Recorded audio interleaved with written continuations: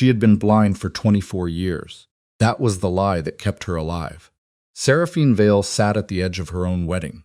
White dress, dark glasses, white cane resting against her knee, while the most dangerous man on the East Coast slid a ring onto her finger and never once looked at her face. Around her, men with guns in their belts raised glasses of whiskey and called it a union. Her father stood at the head of the table and smiled the same smile he had worn the night he tried to have her killed. She saw everything. She always had. The morning of her wedding, Seraphine Vale woke before dawn and did what she always did. She counted 14 steps from her bed to the window. 9 seconds before the guard on the east terrace completed his turn and faced the garden wall. A faint mechanical click, the heating system cycling on, that masked the sound of her moving across the floor without her cane. She pressed 2 fingers against the cold glass and watched the grounds below, cataloging every shift change, every new face, every small deviation from routine with the same systematic patience she had spent 24 years building into something close to a weapon. Outside, the Vale estate was already awake. Black cars lined the circular driveway. Men in dark suits moved between them carrying equipment cases that were not luggage. Her father's men, the kind who got paid not to ask questions about what was inside the cases. Seraphine noted the make and model of each car, the direction the antennas on the communication vehicle were pointing, and the particular way one man near the fountain kept touching his earpiece, nervous, waiting for confirmation of something. She filed all of it away behind her eyes and went to put on her dress. Her room had a full mirror, which was a joke nobody in this family had ever understood. She stood in front of it in her slip and looked at herself without apology. 24 years old, 5 foot 6 inches. Dark hair she wore pinned back because it kept her peripheral vision clean. The scar below her left ear was faint now, more texture than color. Easy to miss if you were not looking. She was always looking. The explosion had happened when she was 4 months shy of her 8th birthday. A gas line rupture, the official report said, a tragic accident in the east wing of their previous home that had robbed the youngest Vale daughter of her sight before she had had a chance to properly use it. Her father had wept at the press conference. She remembered watching him from the hospital bed, one eye bandaged, the other tracking the precise rhythm of his grief. Too sustained, too controlled. Not a single moment where the emotion got away from him the way real emotion did. She had been 7 years old and had already understood what she was looking at. The truth was simpler and worse. 3 weeks before the explosion, she had wandered into her father's study at the wrong hour and found him seated across from 2 men she would spend the next 17 years learning the names of. She had not understood the conversation then. She had understood enough. The ledger spread across the desk, the photographs, the way one of the men kept a hand flat on the table as though pressing something invisible into submission. She had slipped back out without making a sound, but someone had noticed the door. The explosion was supposed to solve the problem. Instead, it created a different one. When the smoke cleared and the doctors delivered their verdict, permanent bilateral vision loss, corneal destruction irreversible. Her father had looked at her hospital bed with an expression she catalogued carefully and stored away. Not grief, not guilt, something closer to recalibration. The problem had resolved itself into something manageable. A blind daughter was not a witness. A blind daughter was furniture. So she became furniture. It took her 8 months to fully master the performance. She studied blind movement, not from pity or instruction, but from pure survival instinct, the same way a trapped animal learns the geometry of its cage.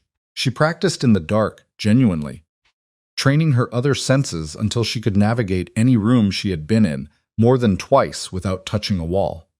She memorized the sound of her own footsteps on different surfaces. She learned to control her eye movement, to let her gaze drift slightly unfocused, past rather than at, so that even a doctor watching her closely would see what they expected to see. By the time she was 9, the performance was flawless. By the time she was 12, she understood it was permanent. She put on her dress now with the same unhurried care she gave everything. The zipper was on the left side, accessible without assistance. She had made sure of that when the seamstress came. ask through her handler for the closure to be repositioned, citing sensory comfort.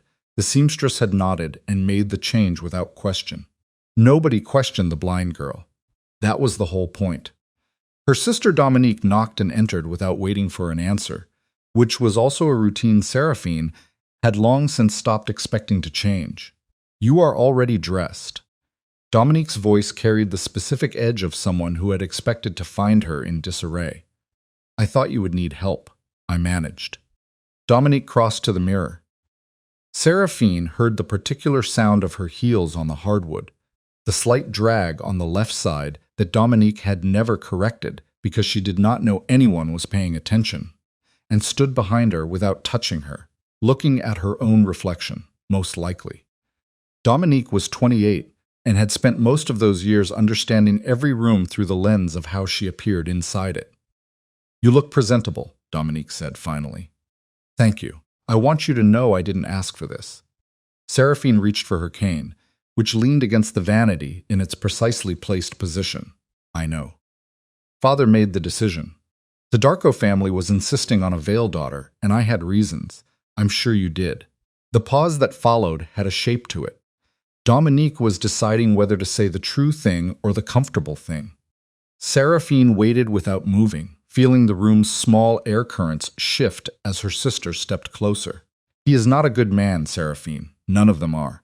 I mean specifically Lucien Darko, the things I have heard." "Dominique." Seraphine turned toward her, angling her face just past her sister's shoulder in the way she had perfected. Present, but not quite meeting the eyes, always just a degree off. "I understand." She didn't say, "I have been reading Darko financial summaries smuggled out by his own accountants for 3 years. I have been cross-referencing his operation structure against every major syndicate move on the eastern seaboard. I know more about Lucien Darko than his own lieutenants do, and what I know is complicated."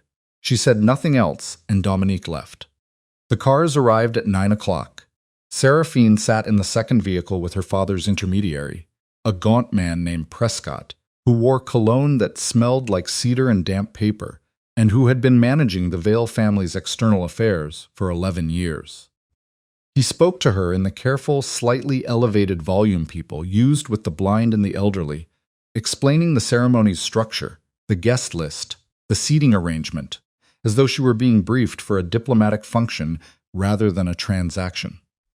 She listened to the road. 47 minutes from the Vale estate to the Darko compound in the northern stretch of the city, where old money had built stone walls high enough to suggest a different era. She had never been to this property directly, but she had seen photographs taken from the road through a contact she would not name even to herself in full, and she had spent considerable time studying the architectural records filed with the city planning office when Darko had expanded the East Wing in 2019. She had the floor plan in memory down to the placement of structural load-bearing columns. The gates opened with an electric hum, gravel under the tires. The car slowed. When they helped her out, Prescott's cold hand at her elbow, solicitous and slightly urgent. She stood on the driveway of the Darko estate and breathed the air and let herself spend exactly 3 seconds simply observing. The compound smelled of cut stone and motor oil, and somewhere distantly, cigarette smoke of a specific variety she had smelled once before in a surveillance photograph's accompanying report.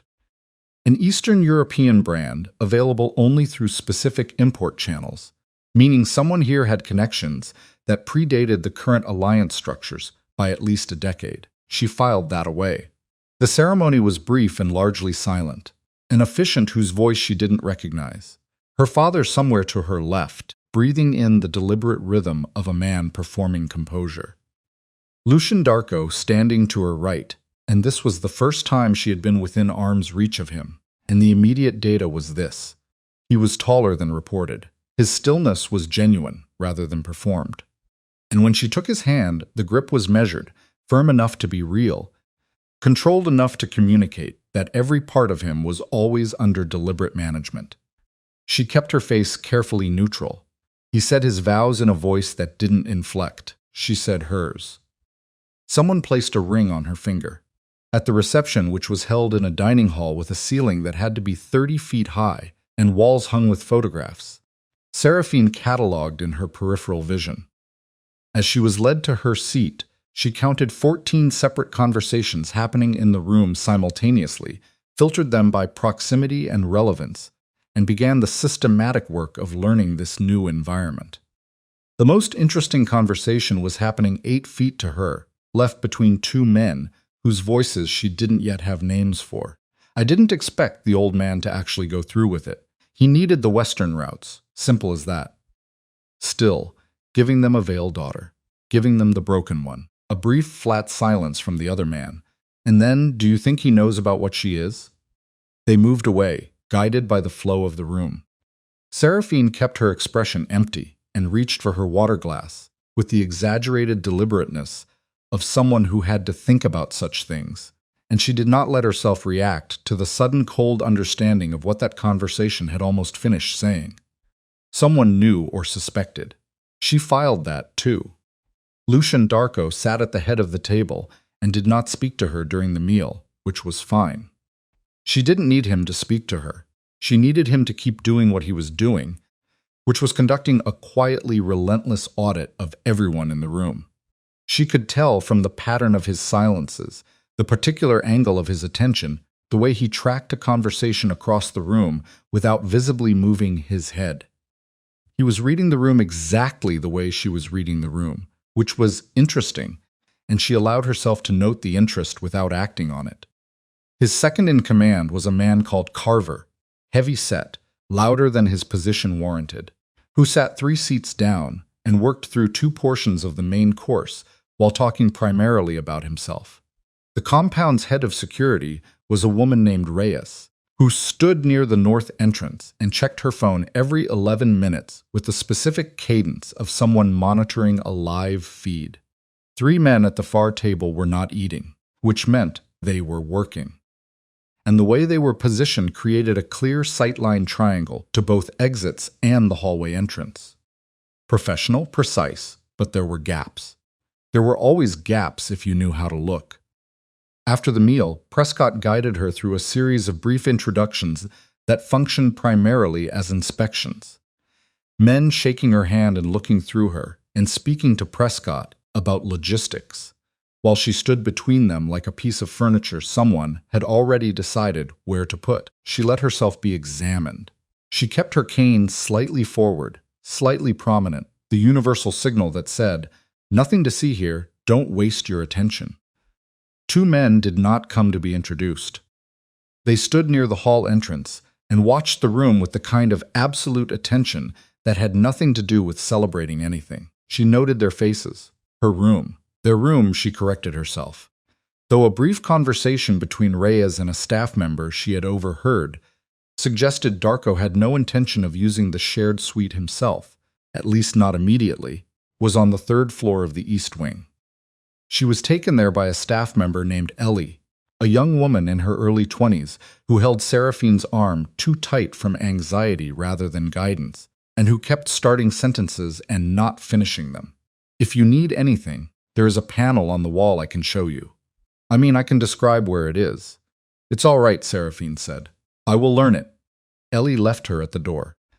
Seraphine waited until she heard the elevator engage 3 floors below, then turned and moved through the room at 3/4 speed, trailing her fingers along surfaces with the performance of mapping by touch, while her eyes did the actual work. The room was large, well-appointed, the kind of decor that communicated money without sentiment. 1 window on the east wall, 1 on the north. The north window had a sight line across the inner courtyard to the security station. The east window had a sight line to the vehicle garage, and beyond it, the stone wall with the single camera mounted at 11-foot height, coverage angle approximately 140 degrees.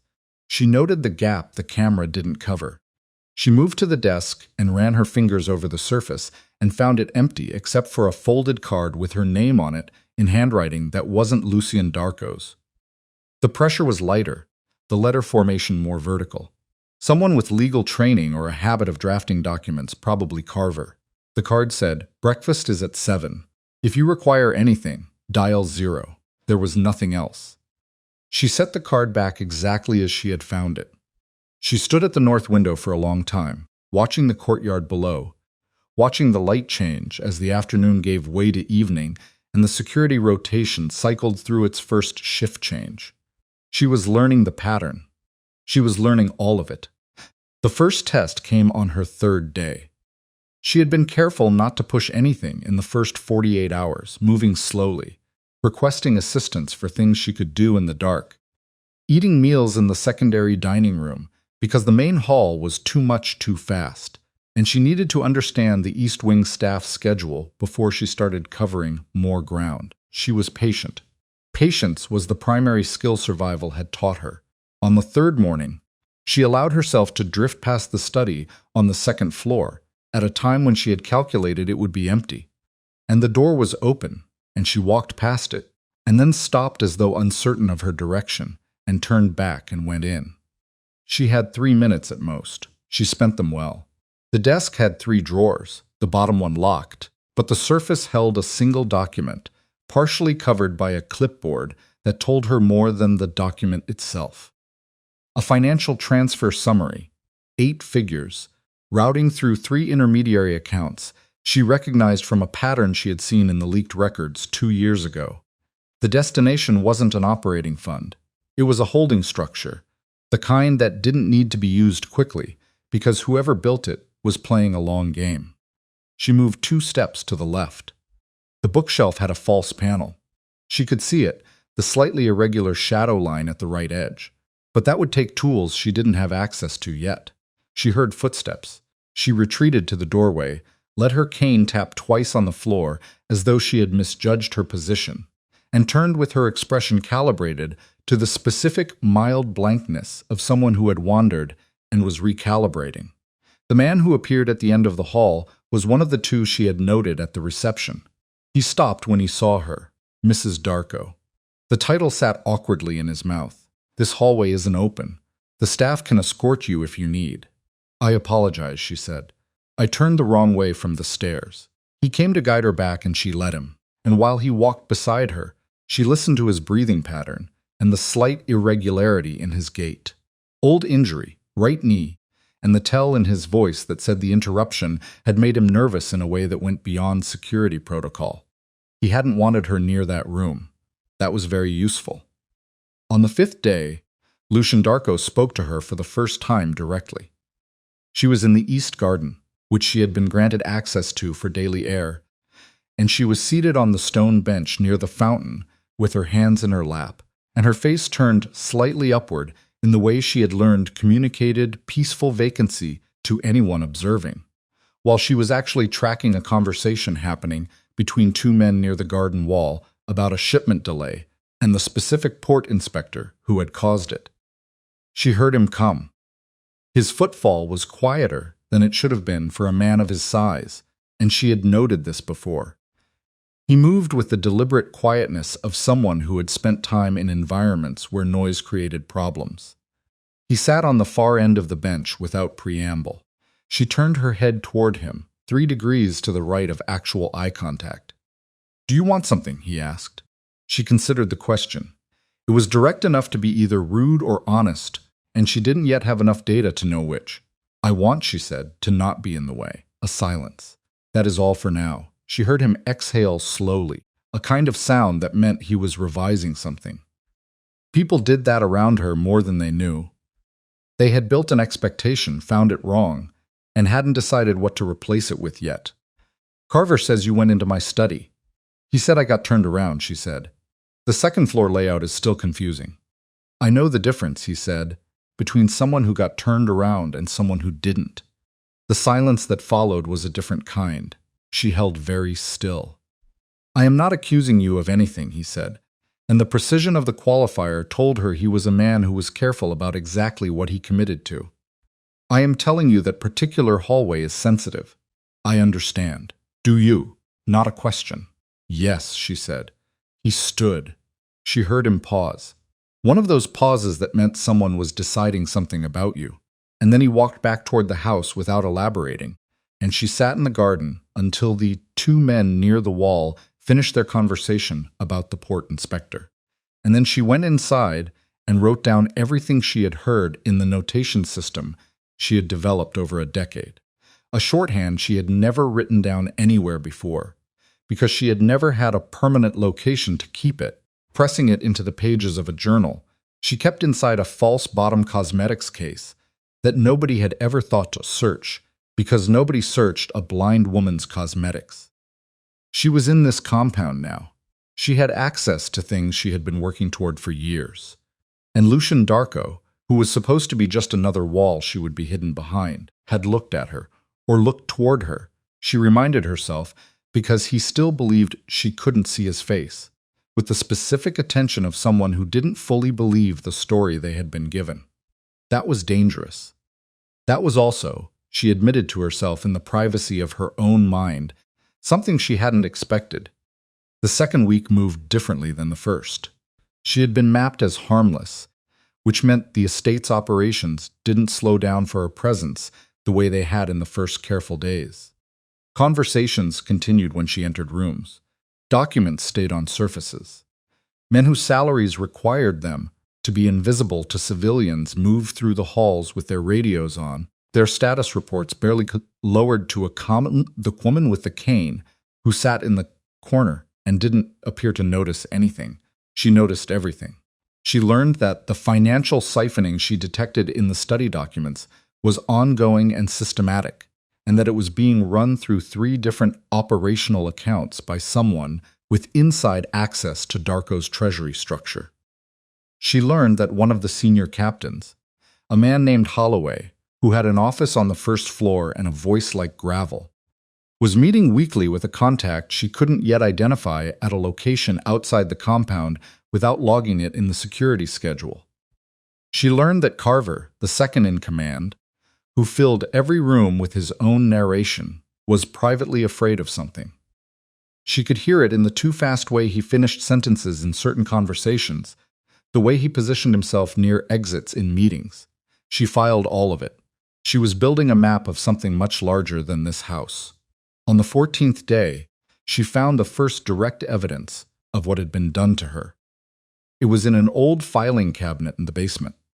A cabinet she had had no reason to approach, except that she had heard a staff member mention it in passing as belonging to a previous administrator.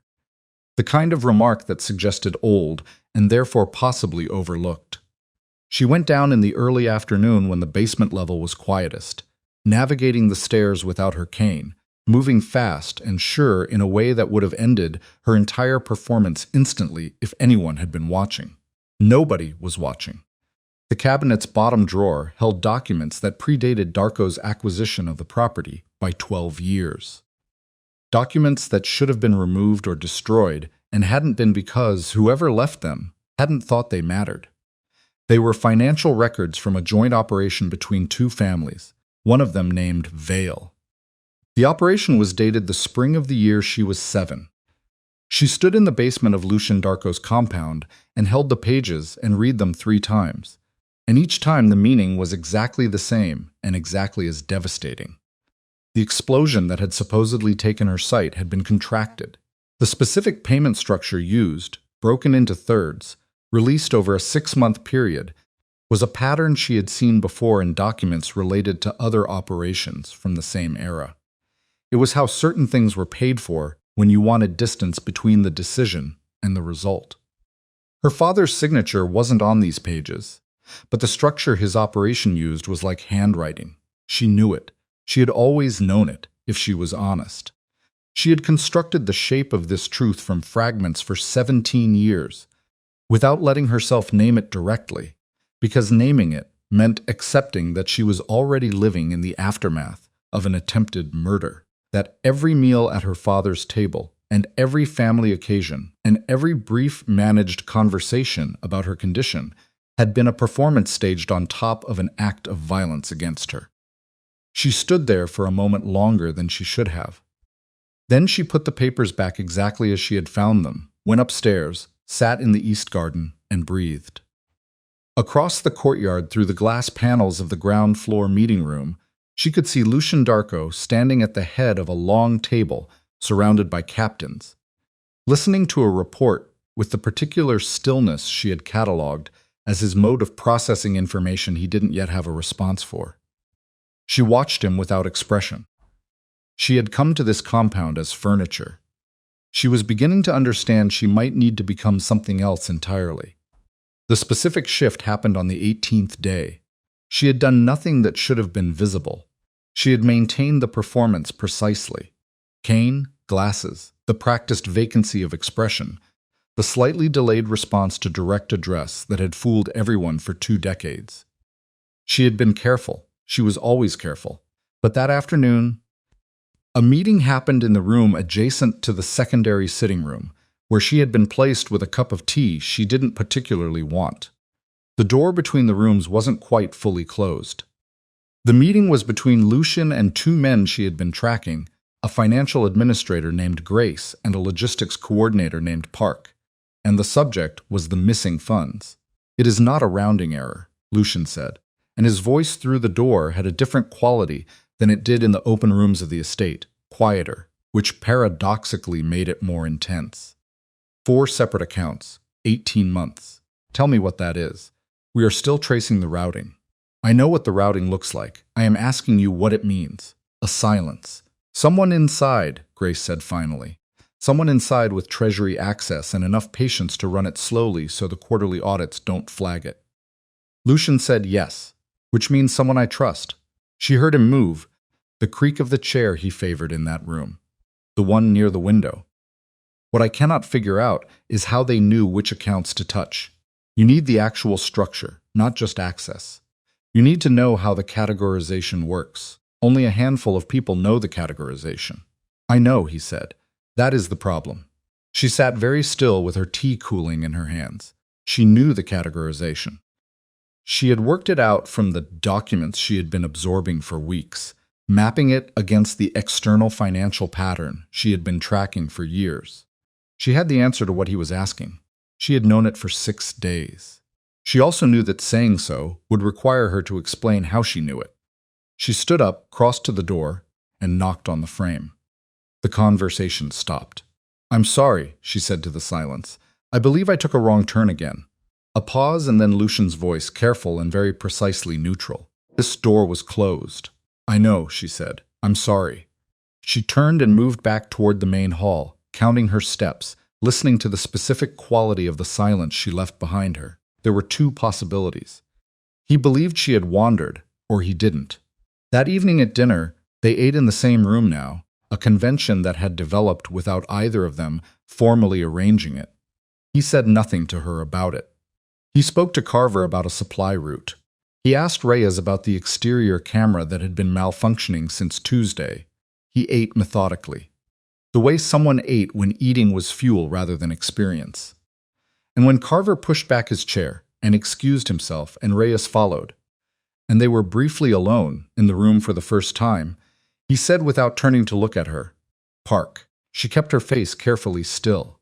"Park is the access point," he said. "Not the source, but the access point." The categorization leak came from him. He wasn't asking her to confirm it. He was testing whether she would react. She reached for her water glass with measured deliberateness, her face angled just past his, and she said, "I wouldn't know anything about that." The silence lasted 4 seconds. "No," he said. "Of course not." He stood and left. She sat alone in the dining room and looked at the glass in her hand, and understood that the space between them had just changed its shape, and that whatever came next was going to be different from anything she had planned for. Outside, the city stretched away from the compound walls into the dark, and somewhere in it, her father was waiting for an alliance that was already something other than what he thought it was. And the men who had tried to her when she was 7 were still operating, still moving their money through their invisible structures, still believing that the girl they tried to erase was nothing more than a shadow in a room nobody watched. She set down the glass. She was going to take them apart, all of them. But 2 nights later, before she had fully decided how, she heard something that changed the timeline entirely. A conversation hurried, hushed, in the north corridor at 3 in the morning, between Carver and a voice she didn't recognize over a phone on speaker. The words partially obscured, but 3 phrases reaching her with complete clarity through the gap under her door. Vale family wants it done before the month ends. The blind one won't be a problem. Lucian doesn't know yet, but when he finds out, then footsteps rapid and the conversation ended. She lay in the dark with her eyes wide open. They were going to move against Lucian, and somewhere in the structure of that plan, her father had already decided what to do with her. She had 2 days, maybe less. She didn't sleep.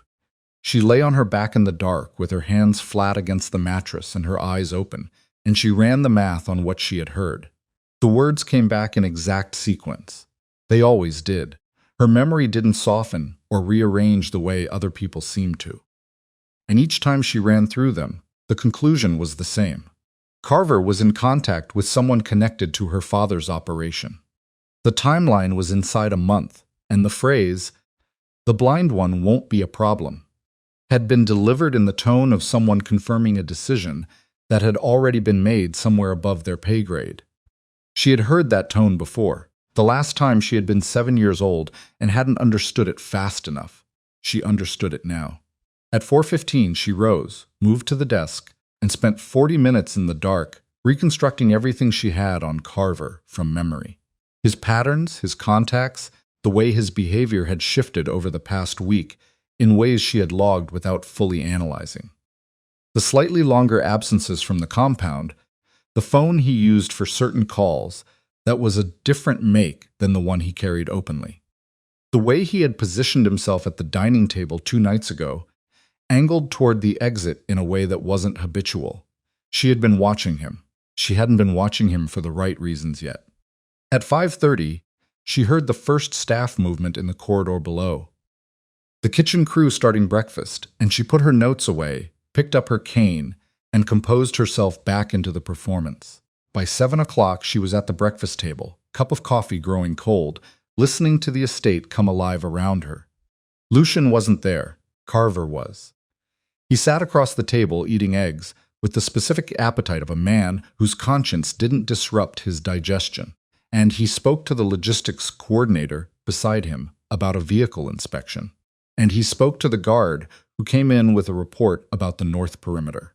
And twice he glanced at Seraphine in the way people glanced at furniture, checking that it was still in its place. She drank her coffee. "Sleep well?" he asked. It was the first time he had addressed her directly in 2 weeks. "Fine," she said. "Thank you. The bed is comfortable." "I know it's not. It's a different place. It is comfortable." He nodded and went back to his eggs. The question had not been concern. She filed that, too. She found Lucian at 9 in the East Garden, which had become the one location in the compound where their paths crossed without arrangement. He was standing near the stone wall with a phone to his ear. And when she came out, he didn't stop his conversation, but he moved slightly, a fractional repositioning, so that he was angled toward the garden rather than away from it, which meant he was aware of her and had decided her presence was acceptable. She sat on the bench near the fountain and waited. He finished his call, put the phone in his jacket, stood at the wall for a moment with his back to her, looking at something past the stones. "Carver has been skimming operational intelligence," he said.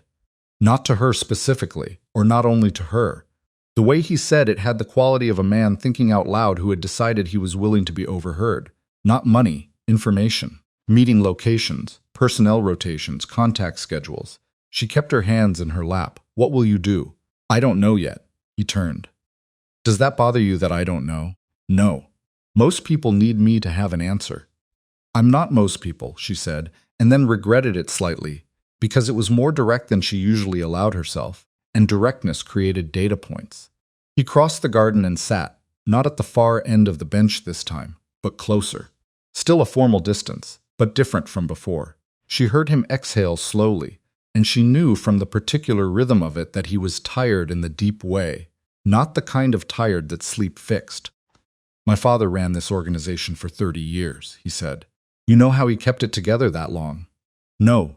He let people believe they were getting away with things, small things. He was counting the whole time, but he let it run. Because the moment you start cutting people out for every small betrayal, you end up with no one left except the ones who are too afraid to move. And afraid people are worse than disloyal ones. They make mistakes. But Carver isn't small," she said.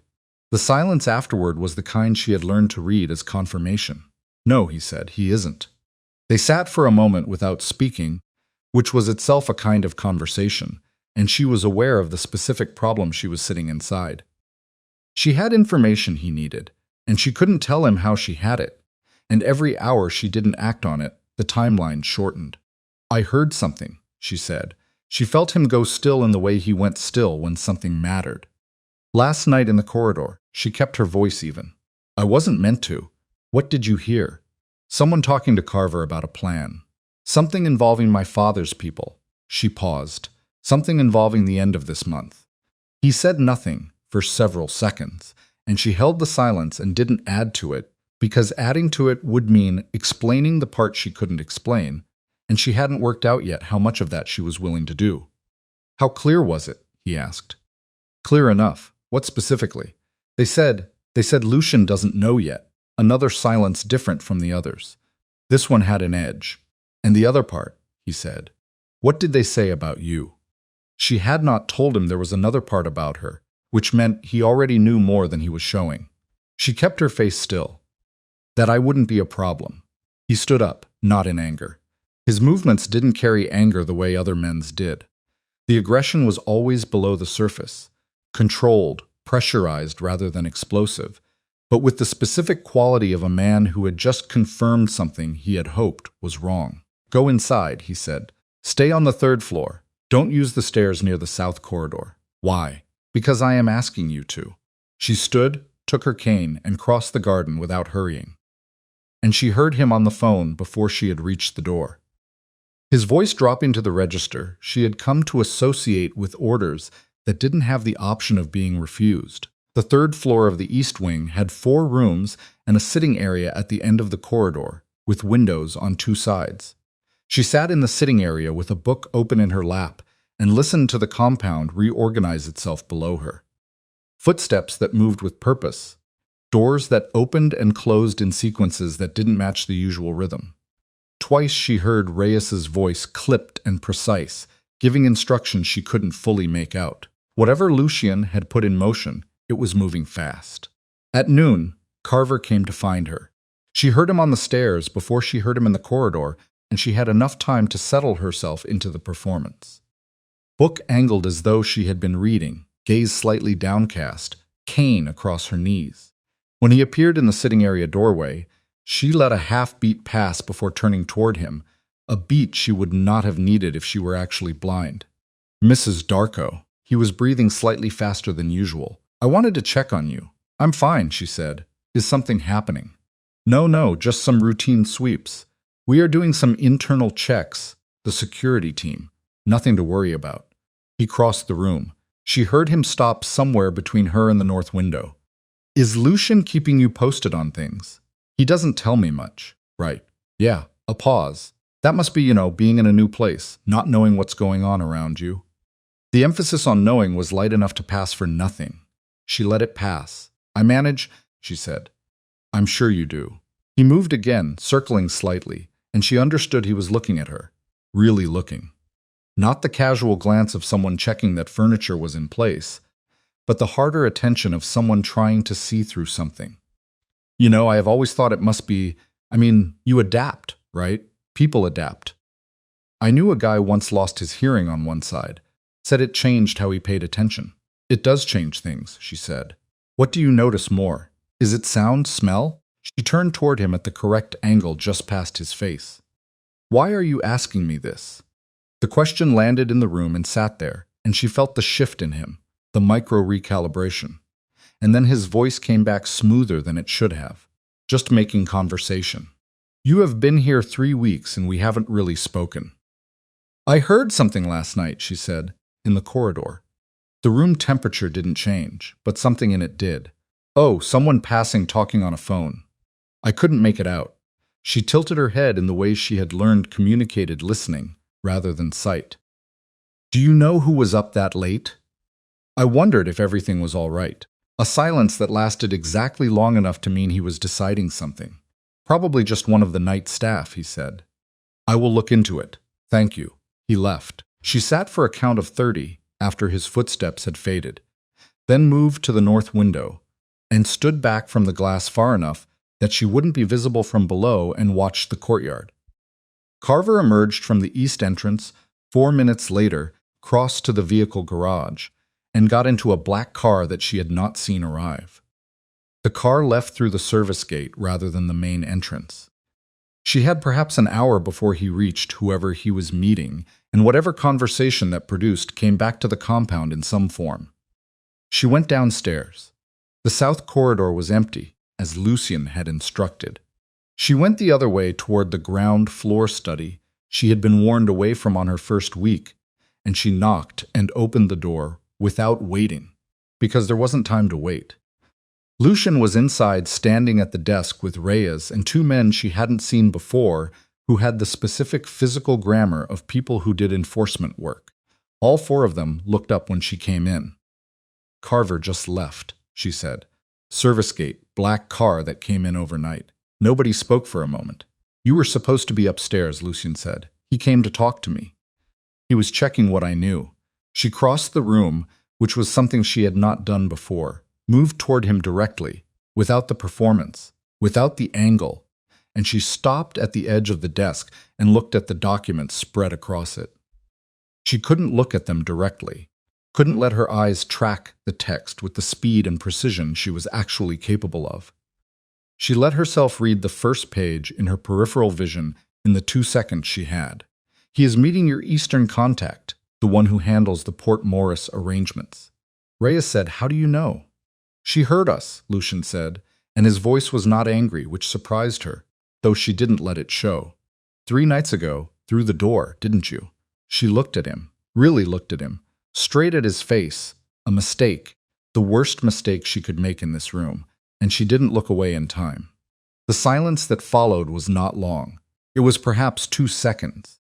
But 2 seconds in a room, this quiet with a man this observant, was an enormous amount of time. "You should go back upstairs," he said, and his voice had a different quality now, one she couldn't immediately categorize. "I will send someone to get you when it's clear." She went. She went back upstairs and sat in the window and watched the courtyard, and tried to calculate what he had or hadn't seen in those 2 seconds, and whether it was enough, and what he would do with enough. The afternoon moved the way afternoons moved when something was building, too slowly in the feeling of it, and too fast in the actual hours. At 3, she heard vehicles in the outer courtyard. At 4, she heard voices raised on the floor below, not in anger, but in the concentrated urgency of people coordinating. At 5, Reyes came to the sitting room and told her to move to the interior bedroom, the one without external windows, and to stay there. She moved to the interior bedroom. She sat in the dark. The light was off, and she hadn't turned it on because she didn't need it. And habits were habits. And she listened to the compound sounds and tried to construct what was happening from the audio architecture of it alone.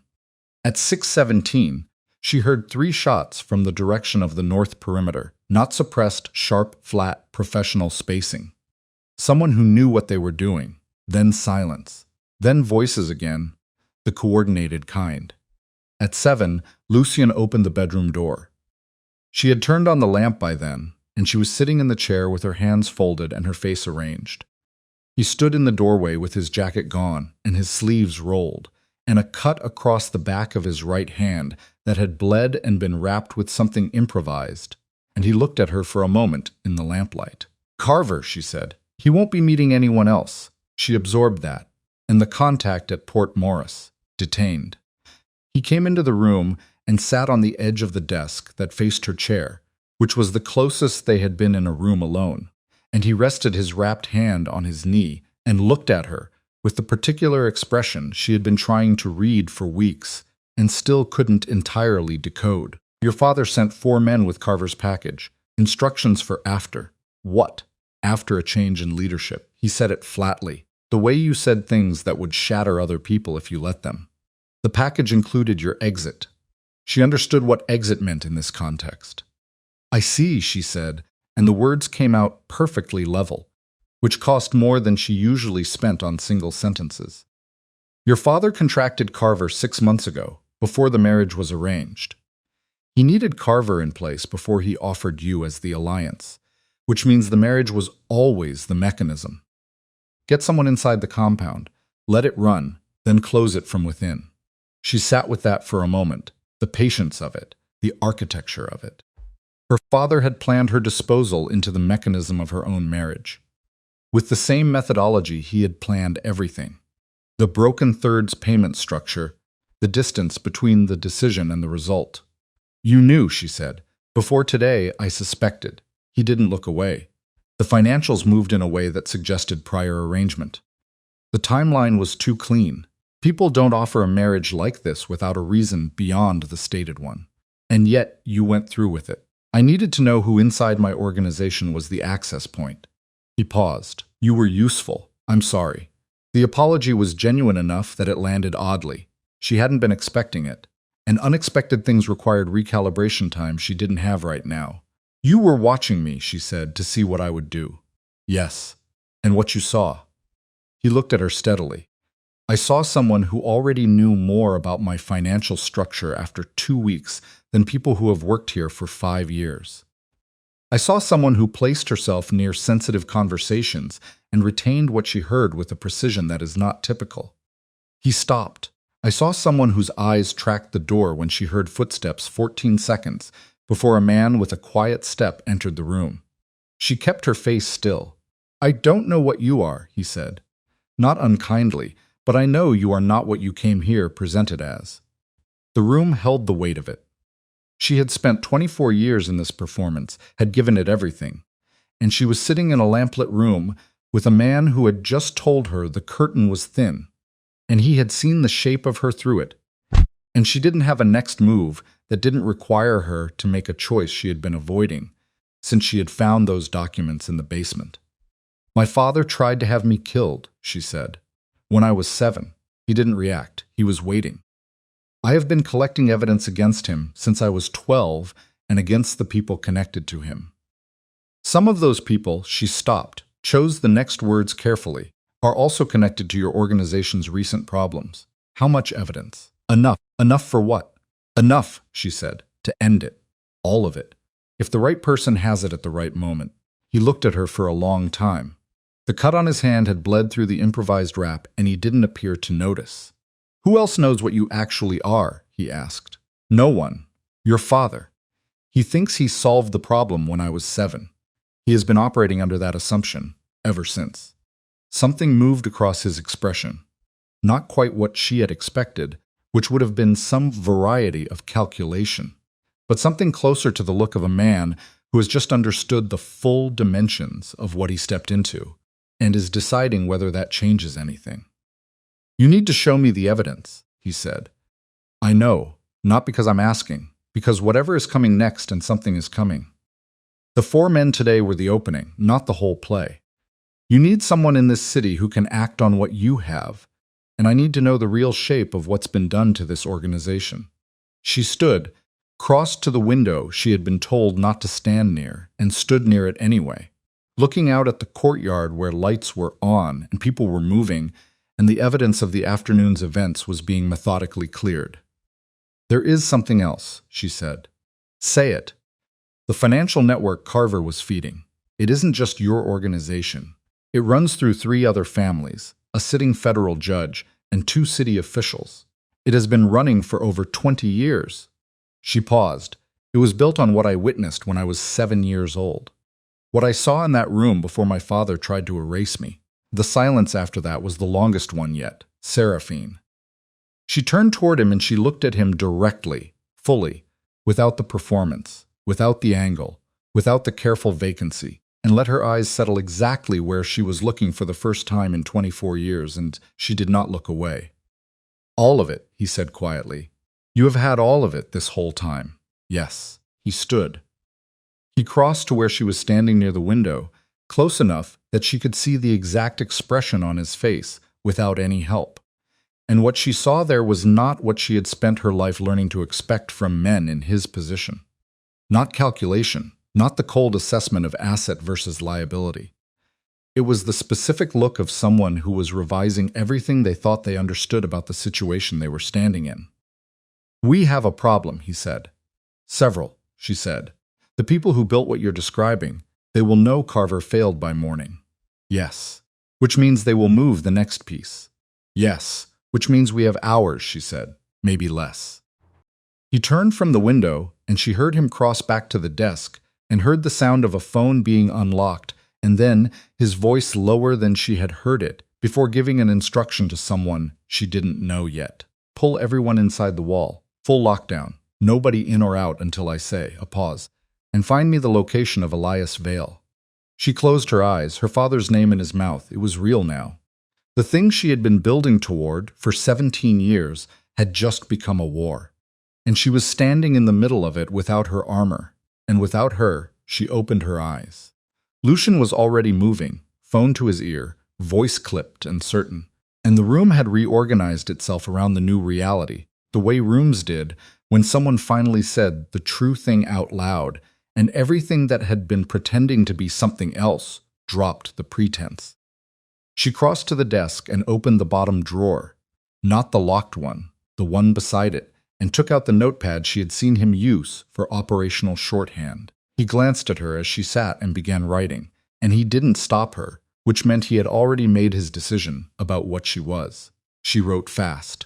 Financial structure first, the 3 routing layers, the holding accounts, the names attached to each tier, then the operational contacts, the judge, the 2 city officials, the specific ways their involvement had been structured to look like something else if anyone pulled the surface records. Then the families, 3 of them, not counting the Vales, each connected to the others through the central network in a way that would be invisible unless you had all 3 sets of records simultaneously. She had all 3 sets of records. She had been carrying them in her memory for years, waiting for a moment exactly like this one, a moment when the person across the table had enough power and enough reason to do something with them. The irony that the moment had arrived here in this house with this man was not lost on her. She didn't let herself think about the irony for long. Lucian finished his call, looked at what she had written, and was quiet for long enough that she heard his breathing change. "This is real," he said, "not a question. Every number is verifiable. The routing structures match public filing records if you know which subsidiary names to pull. The judge, his name is Wharton, Federal Circuit. His connection runs through a real estate holding company registered in Delaware in 2009. The company's operating address matches a property that also appears in the Vale family's external asset records from the same year. You have the Vale records. I have everything my father ever moved through an external structure." He kept documentation because he didn't trust his own people to remember the arrangements. He kept it encrypted, but the encryption was built by someone he paid, and people he paid were people I could eventually reach. Lucian sat down. He set the notepad on the desk and looked at it, and then looked at her. "How long?" he said, building the full picture. 17 years. Actively collecting verifiable documentation." She paused. 4. What? He pushed back from the desk and stood and walked to the window she had been standing at, and he stood there with his back to her, and she watched the line of his shoulders and read the tension in them, the way she read everything as data, as information, as the physical language of a person processing something that exceeded their prepared categories. "Your father," he said to the glass, "he doesn't know any of this exists. He knows I survived. He doesn't know what I have been doing with the time and the marriage he offered me because he thought I was worthless. A blind daughter as disposable collateral, something to give away that cost him nothing."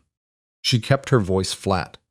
"He didn't know he was handing me access to the one organization with enough reach to actually move against the network." Lucian turned. "You planned this." "I planned for a version of it. I didn't plan for Carver. I didn't plan for the timeline moving this fast." "What did you plan for?" "Time," she said. "I needed time inside this compound to verify the last pieces. The connection between your Eastern logistics operation and the network's distribution layer. I had the shape of it, but not the confirmation. 3 more weeks and I would have had it. And now we have hours." He looked at her with the expression she still couldn't fully decode. The one that wasn't calculation, but wasn't quite anything else she had a name for. And then he picked up the notepad and walked back to the desk. "I need everything," he said. "Not a summary, the actual documentation." "I know. Where is it?" "Not here. Not in this compound." She met his eyes. I need to make a call. He held her gaze for a moment, and then he put his phone on the desk in front of her and stepped back. She picked it up, dialed a number she had memorized 3 years ago and never used. It rang 4 times and went to voicemail, which meant the person on the other end was active and listening, and would call back within 10 minutes from a clean line. She set the phone down. "We wait," she said. They waited. It was 9 minutes. The call came back on a number she didn't recognize, which was correct. "It is time," she said into the phone. "Full package. Initiate the transfer to the secondary location." "All of it." A pause. "Yes, now." She hung up. Lucian looked at her. "By morning," she said, "a complete documentation archive will be accessible at a location I will give you once I know the transfer is complete. Financial records, surveillance logs, meeting transcripts, recorded phone calls, and a 17-year chain of evidence that connects the network from its origin to its current operational structure." "Recorded phone calls," he said slowly. "My father's study had a vulnerability in its audio system that existed from 2015 until 2021 when he had it swept and replaced. 6 years of conversations." The silence that followed was different from all the previous ones. It had a weight to it, a gravity, the specific density of a silence that forms around something enormous.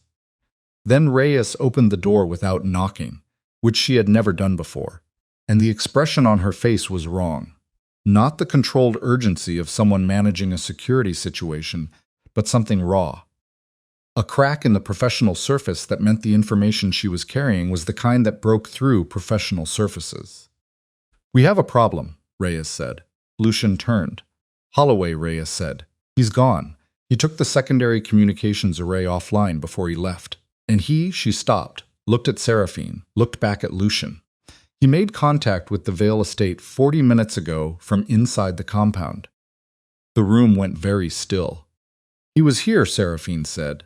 The sentence came out quiet and precise, and it didn't shake, which cost her something she would account for later. "The whole time." "His access codes cleared the basement archive 20 minutes before the lockdown went into effect," Reyes said. "He pulled something from the filing cabinet in the lower storage room."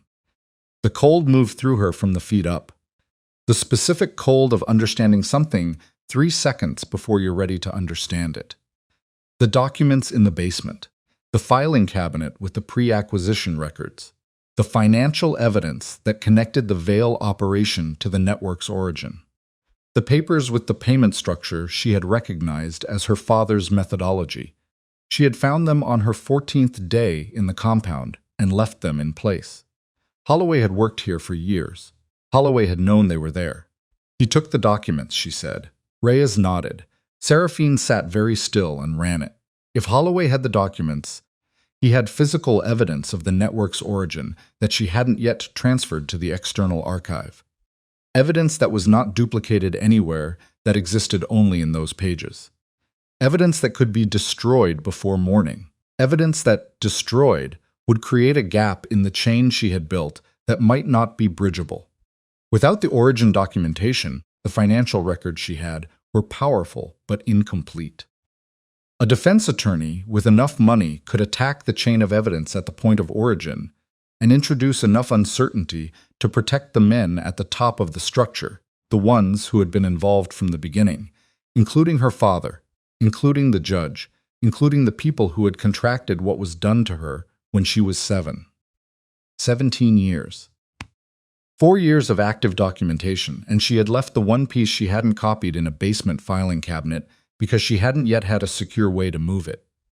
"We need Holloway," she said. "We need those documents back before he destroys them or delivers them." "He had a 40-minute head start," Reyes said. "Where does he go?" Lucian asked. And the question wasn't to Reyes. It was to her. "I don't know his specific safe locations," she said. "But the network has 3 primary staging points in this city. I have 2 of them mapped. The third," she stopped. Thought ran the pattern of Holloway's behavior against what she knew of the network structure. The weekly off-compound meetings she had logged, the direction of his car on the 2 occasions she had been positioned to track it from the window. The third is east of the port, past the rail depot. That is a wide area. I know. She looked at Lucian. He looked at Reyes. "Take Marks and Chen. Go now."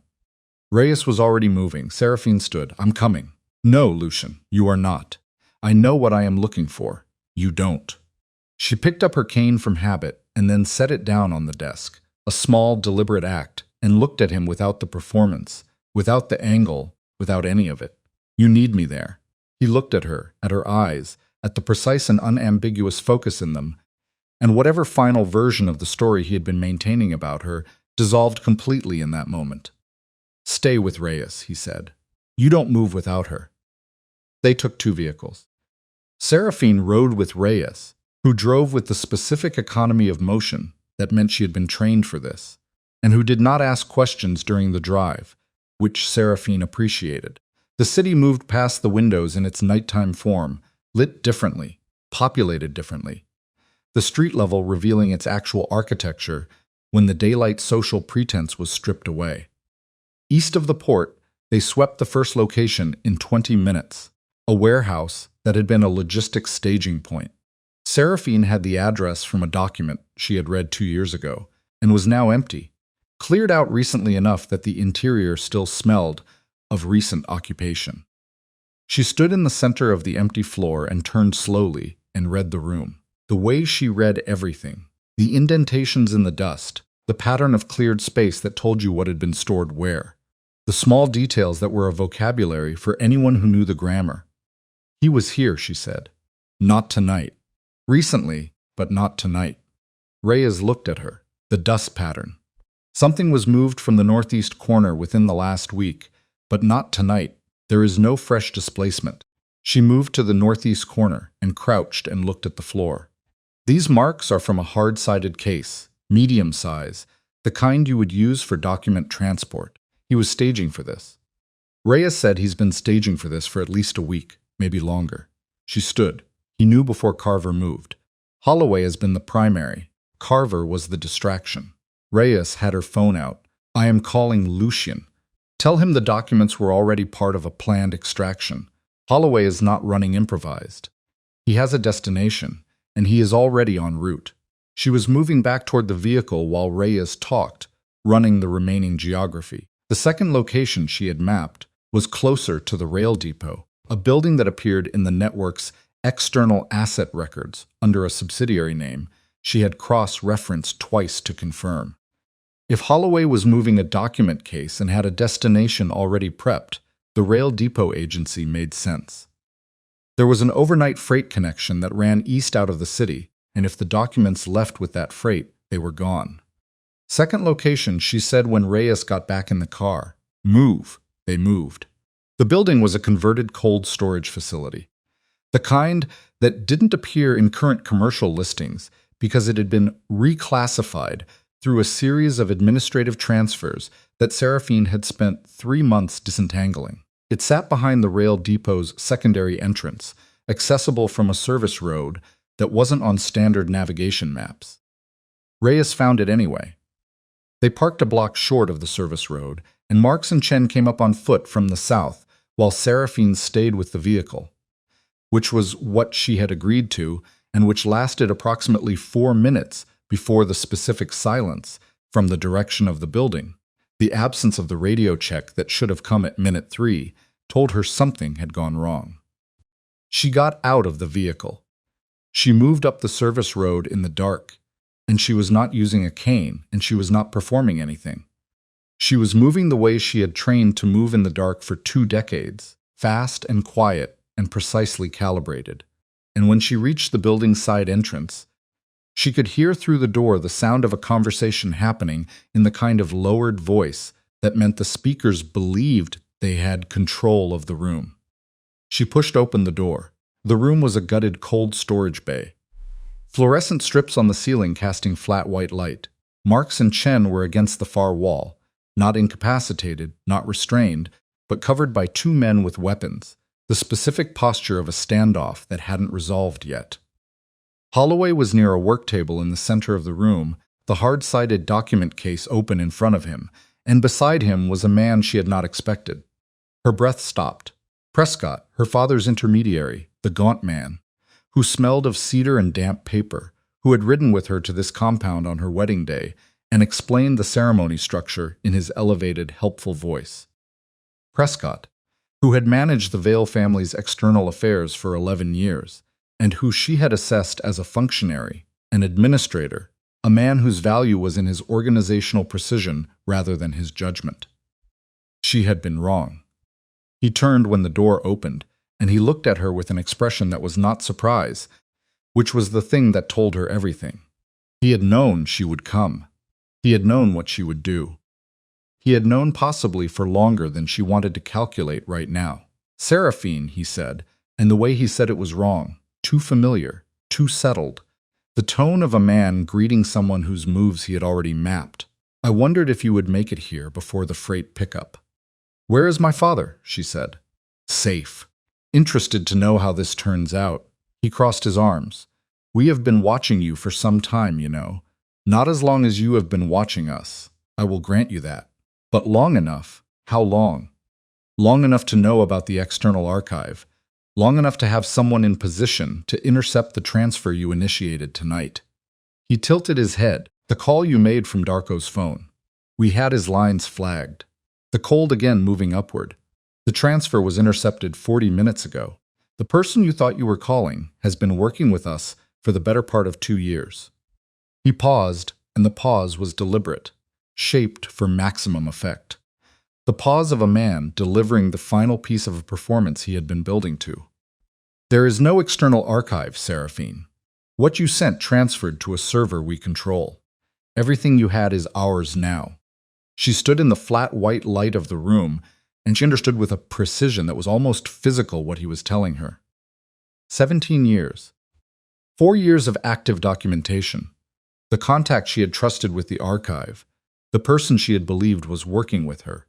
Who had received each piece of evidence as she built it, who she had thought was holding it safe. Gone. All of it. She looked at the open document case on the table. The pages she had found in the basement. The only physical evidence of the network's origin that wasn't part of the digital archive were there. But without the archive, without the financial records and the call recordings and the 17-year chain, those pages were a fragment, provable in isolation, but not sufficient to collapse the network. Not sufficient to reach the men at the top, not sufficient to do what she had spent 4 years building toward. Her father had known she was watching. Not recently, for a long time. Long enough to build a counter-architecture around her. Long enough to compromise her contact and let her continue building her case in the belief she was protected. And then wait for the moment when she activated the full archive and handed over to the people who wanted it buried. He had let her work. He had let her believe. He had used her patience and her precision and her decades of careful accumulation as a mechanism to locate and eliminate the evidence before it could reach anyone who could act on it. She had outsmarted a room full of people for 24 years. Her father had outsmarted her. The documents on the table, Prescott said, moving toward the case. And then I think we are done here. She looked at Marks. She looked at Chen. She looked at the 2 men covering them and calculated the distance and the angles and the specific problem of 2 armed people. And no, she moved before she finished the thought. Not toward Prescott, not toward the document case, toward the fluorescent strip on the ceiling directly above the 2 gunmen, covering Marks and Chen. Specifically toward the junction box mounted on the wall beneath it. The gray metal box with the worn edge that told her it had been opened recently and not properly resealed. The kind of details she had logged when she walked in without knowing yet why it mattered. She knew now. She hit the box with her palm flat and hard, and the contact shorted, and the strip above the 2 gunmen went dark, dropped the far end of the room into relative shadow. For the 2 seconds it took her eyes to adjust and their eyes to not, and she was already moving sideways when the first shot came high, wide, the instinct shot of someone whose target disappeared from where they expected it. Marks moved. Chen moved. She heard it more than saw it. The specific sound of a physical confrontation initiated by people who knew what they were doing. And she was across the room by then, with her hand on the document case and Prescott's hand on the other side of it, and his face 12 inches from hers in the bad light. He was stronger than he looked. She had underestimated that. He wrenched the case sideways, and she held on, and the momentum took them both into the work table edge, and the pain was immediate and precise along her left hip. But she didn't release the case because releasing the case was the one thing she absolutely could not do. "Let go," he said, and his voice had dropped all the administrative smoothness. Nothing left but the functional core of a man who had been something other than an administrator for a very long time. "No," she said. He got a hand free and hit her across the side of the face. Open palm, not a fist, controlled, the kind of strike designed to disorient rather than damage. And her vision crossed for a half second, and she used the half second to drop her weight and change the angle and pull the case down and under rather than straight. A direction he wasn't braced against. And it came free. She ran through the side door she had entered from into the service road dark, case in both hands. The cold night air hitting the side of her face where he had struck it, and the throb of it keeping pace with her heartbeat. Behind her, she heard the door hit the wall as it opened again, and she cut left into the space between the building and the rail depot fence, because the space was narrow, and navigation in narrow, dark spaces was something she had trained for, and he hadn't. She heard him lose the pace within 30 seconds. She kept moving. She came out at the vehicle from the south side, which was wrong, which meant she had cut in the wrong direction, and added 200 meters to the route. But she was there, and the vehicle was there, and she put the case on the back seat and got behind the wheel. She didn't have the keys. She hit the steering column with the heel of her hand hard enough to register the shape of it.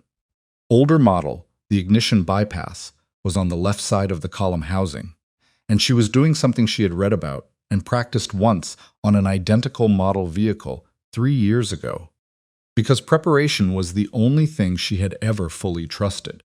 And her hands were shaking slightly from adrenaline, and she made herself slow them down, and the engine caught. Her phone, Lucian's phone, still in her jacket pocket, rang as she pulled onto the service road. She answered it on speaker, both hands on the wheel. "Where are you?" Lucian's voice flat and immediate. "Service road east of the depot. I have the documents." She checked the mirror. No headlights behind her yet. Prescott was there, my father's intermediary. He compromised my external contact. The archive is gone. Everything I transferred tonight went to them. A silence of approximately 1 second, which from him was a long silence. "Are you hurt? I'm driving. Where are you?" "Half a kilometer west of your position." "Stay on the service road." She stayed on the service road. His headlights appeared ahead of her at the turn, and she stopped the car and got out with the case. And the night air was cold and tasted of rail diesel and salt from the water somewhere east. And when he got out of his vehicle and crossed to her, he looked at the side of her face without touching it, and his jaw set. "Prescott," she said. "He is still at the building. Marks and Chen are inside. Reyes is pulling them out." He took the case from her, not roughly, but decisively, the way someone took something when they intended to keep it safe, and looked at it. "This is the origin documentation. Yes. Without the archive, it is not enough on its own, but it is a start." He looked up at her. "The archive gone. My contact turned 2 years ago, and I didn't know." She said it cleanly because the alternative was to let the weight of it into her voice, and she couldn't afford that right now. "My father's been running a parallel operation against me. Let me build the case. Let me believe I had it protected. And when I activated the transfer, he had the intercept ready." Lucian looked at her for a long moment in the dark, and she could see his face. She could always see his face now. Didn't bother pretending otherwise between them. And what she saw there was anger, but not at her. The specific directed anger of a man whose energy was already converting itself into forward motion. "He made a mistake," Lucian said. "He took everything I had. He let you know the archive exists. He let you know it transferred to a server his people control." He held her gaze. "We know where it is." She stopped. She hadn't gotten that far yet. She had been in the operational moment, the immediate problem, the physical crisis, and she hadn't yet processed what Prescott's information actually contained beyond the devastation of it. The archive was on a server his people controlled, which meant it still existed, which meant it was retrievable if you had the technical capability and the access and the knowledge of exactly what you were looking for.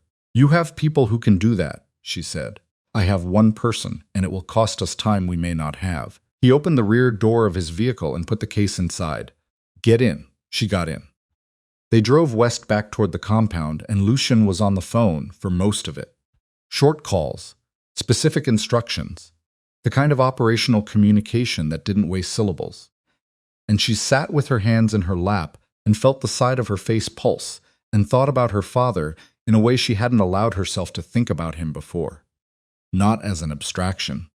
Not as the target at the end of a long, careful approach, but as a man who had watched her across dinner tables and holiday gatherings and managed conversations for 24 years, knowing what he tried to do to her and finding it manageable. The word came back to her from the hospital when she was 7. The expression on his face. Recalibration. She had been right about the expression and wrong about what she would do with being right about it. She had thought knowing would be enough. Knowing had never been the point for him. They reached the compound at 11:40. The lockdown had turned the place into something that looked more like what it actually was. Men visible at the perimeter, the gates solid, the casual daytime operation stripped away to its actual structure. Reyes met them at the vehicle with Marks and Chen both intact, and the information that Prescott had not been at the building when she arrived. He had moved when Seraphine moved, which meant he was already in transit toward wherever he was going next. "He will go to my father," Seraphine said. "Or your father comes to him," Lucien said. "Either way, by morning, they know the documents are still out of their hands." They went inside. The person Lucien needed was a man named Voss, who lived on the second floor, in a room that looked like a hardware store had collapsed into a library. Cables and monitors and equipment she didn't have names for, arranged with the specific logic of a mind that organized space differently than other minds. He was in his mid-30s, wore the permanent expression of someone who found human interaction mildly inefficient, and looked at Seraphine when she came in with Lucien with the interest of a man examining a new piece of equipment. She told me the transfer protocol she used. Lucien said, "Walk her through what you need to know." Voss looked at her. Transfer initiated from this compound's outgoing lines from a mobile device. Lucien's phone time 847 destination was a contact number that routed to what? Personal server, institutional. I don't know the back-end structure. I had a number. I had used it in test transfers twice before. Small packages. Both confirmed received. Both intercepted. Voss said not unkindly. They let the tests through to maintain the contact's credibility. Standard. He turned to his equipment. The content of the transfer, what format? She told him. File structure, approximate size, the compression protocol her contact had specified for the larger packages.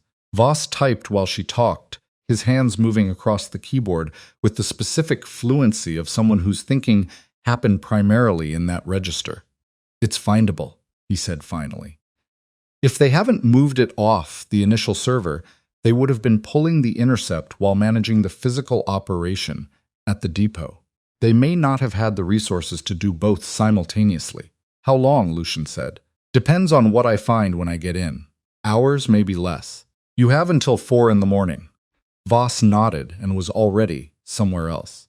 His attention fully transferred to the screens, and Lucien moved toward the door, and Seraphine followed, and they went to the ground floor study.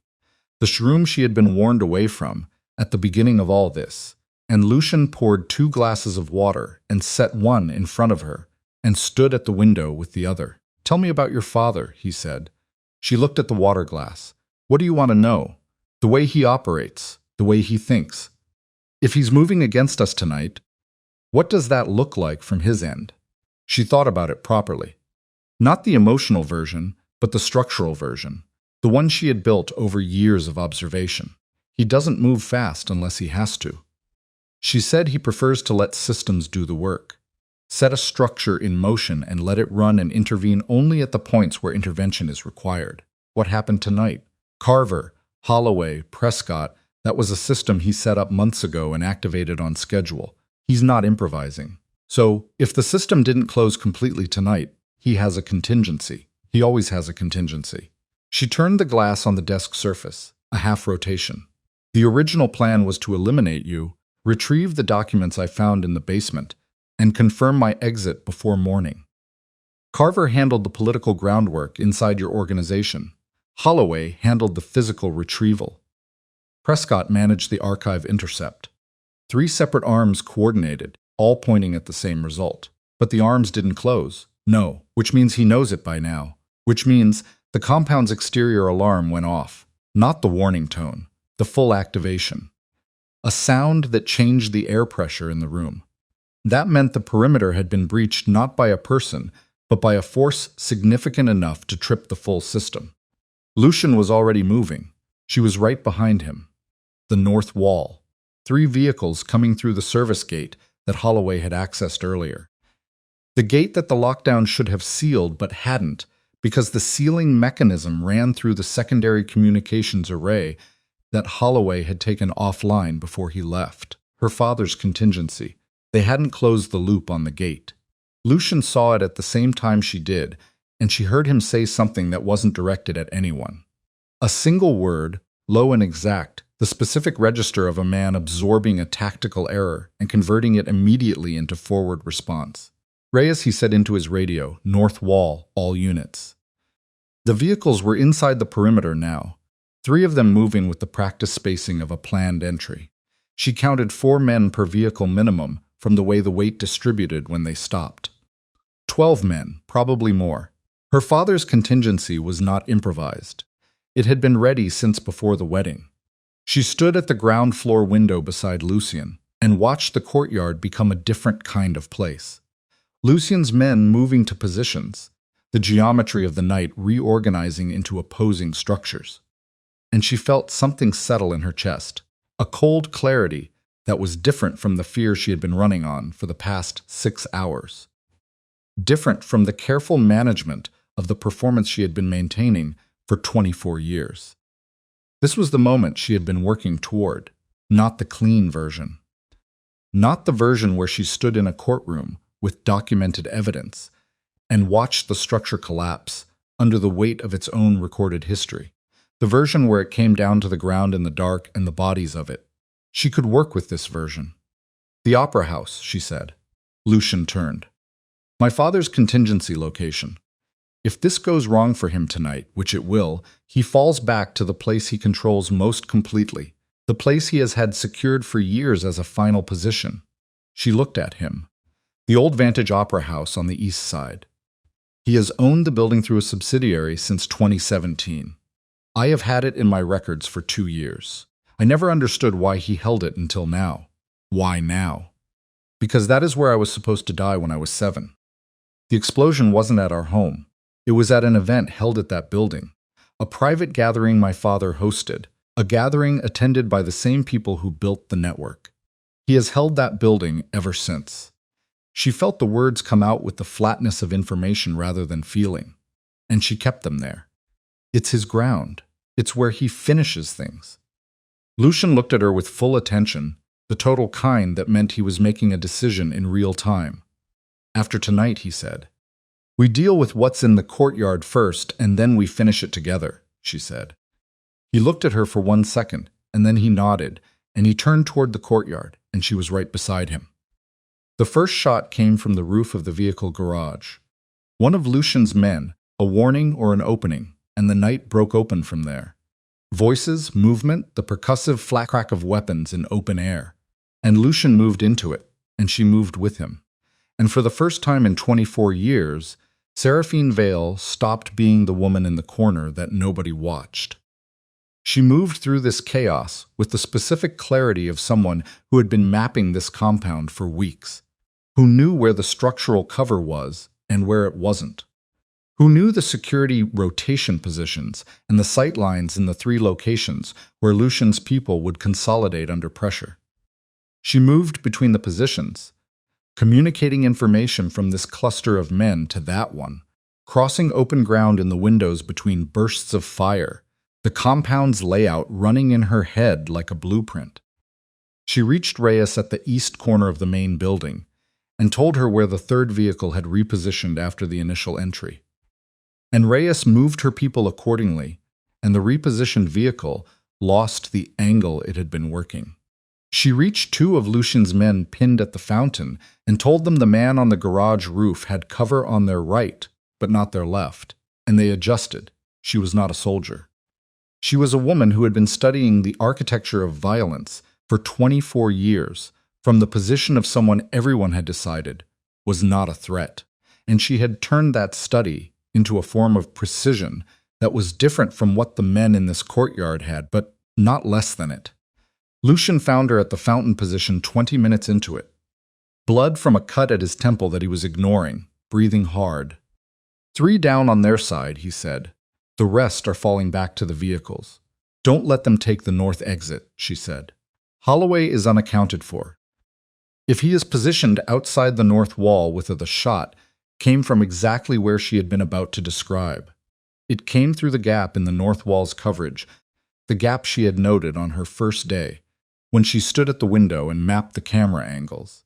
And it hit the stone column beside Lucian's head, and the fragment of displaced stone opened a cut across her forearm that she registered as heat rather than pain, because the adrenaline was running too high for pain.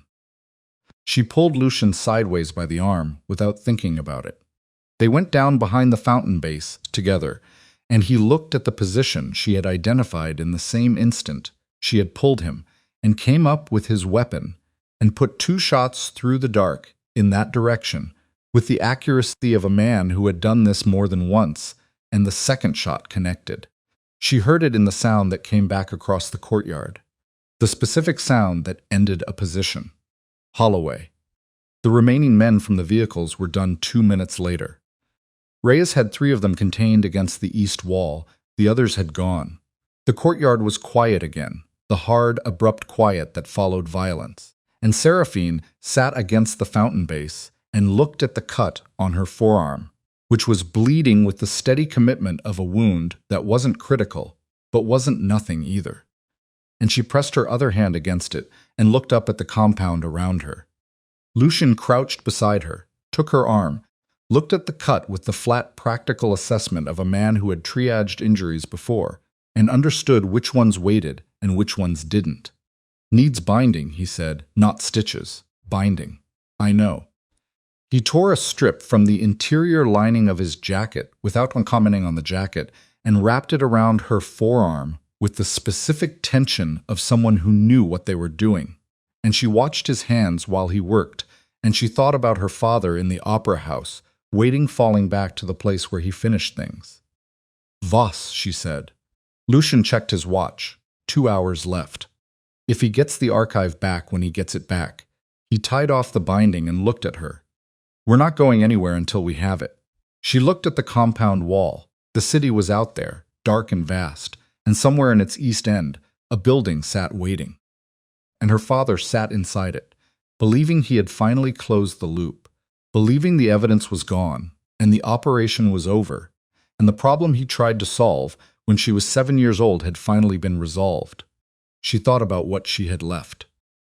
The origin documents in the case in Lucian's vehicle, still intact, the information in her own memory, 17 years of accumulated detail that no server intercept could touch, that existed only in the architecture of her own mind, irreplaceable, untransferable, the kind of evidence that required her to be present and alive, and standing in a room where people could hear her speak it. Her father had been trying to solve a problem since she was 7 years old. He had never understood what the actual problem was. It wasn't the evidence. It was her. I can testify, she said. Lucian looked at her. Without the archive, without the documentation, I am the evidence. 24 years of direct observation, conversations I heard, transactions I witnessed. The night I was 7 years old and stood in that room and saw the men who built the network making the decisions that built it. She met his eyes. I am the one thing he cannot intercept or destroy or reroute to a server he controls. The understanding moved across his face. That is why he never stopped, Lucian said. Not just the documents. He needed you specifically gone. Yes, because I am the original witness. Everything else, the recordings, the financial records, all of it. I built it because I was trying to find a way to prove what I already knew firsthand. But the first-hand knowledge doesn't need the documentation. It needs me in front of the right people. That means going to him directly. That means finishing it, she said, in the place he chose. The radio crackled. Reyes reporting the courtyard fully secured, and then 30 seconds later, Voss's voice, flat, unhurried, the voice of someone delivering a result. I have the archive. All of it transferring to a secure, isolated server in this compound now. Estimate 12 minutes to complete. Seraphine closed her eyes for exactly 2 seconds. When she opened them, Lucian was looking at her with the expression she had finally found a name for somewhere in the last 6 hours of a night that had taken everything she had built and broken it and forced her to find out what she was underneath it. It wasn't calculation. It wasn't the cold assessment of asset and liability. It was the specific look of someone who had decided without reservation which side of something they were on. 12 minutes, he said. Then we move. She nodded and stood, and the binding on her arm was already darkening at the center, and the night was cold and smelled of cordite. And she looked toward the east, where the opera house sat waiting in the dark with her father inside it. And she felt something she had not felt in 24 years of careful, controlled, invisible survival. She felt ready, and somewhere in the building's east wing, a server completed its transfer, and the evidence of 20 years of buried crime came back from the dead. And Elias Vale, who had tried to erase his daughter before she could speak what she knew, was about to find out that the only thing worse than a witness is a witness who spent 2 decades making sure she would never be. The drive took 19 minutes. Lucian drove. Seraphine sat in the passenger seat with the document case on her lap and her hands flat on top of it, feeling the city move past the windows in the way she had always felt the city as texture, as information, as a place that didn't know it was about to change. The binding on her forearm had stopped darkening. The cut at Lucian's temple had dried to a thin, dark line. Neither of them had addressed either injury beyond what the situation required, because there was nothing left in the night for anything that wasn't essential. Reyes followed in the second vehicle with 4 men.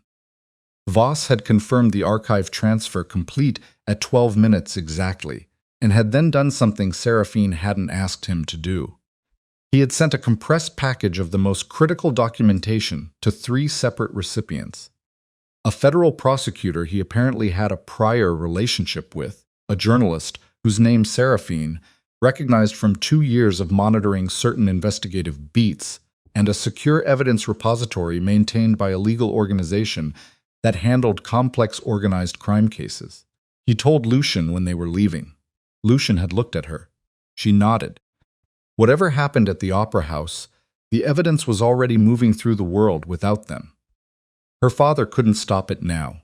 She thought about that as the city moved past, and she let herself feel the full weight of it for the first time. Not as a tactical fact, but as a human one. The things she had been protecting for 17 years, building for 4, the things she had carried in the architecture of her own memory, because she couldn't trust it anywhere else, was out. It was in the world. It was already past the point of retrieval or suppression. The problem she had started solving at age 7 was in the most fundamental sense solved. What was left was the ending, not the evidence, not the network. Those were already done, already in motion, already being read by people who would act on them in ways that would take months to fully unfold, but would not stop. What was left was a room, and her father in it, and the specific reckoning that had been building since the night she stood in a doorway at 7 years old and saw something she wasn't supposed to see, and survived something she wasn't supposed to survive, and spent 24 years doing what no one thought she was capable of doing, because no one thought she was capable of anything. The Vantage Opera House sat on a corner 2 blocks from the waterfront, a building that had been many things over its history, and was currently nothing official.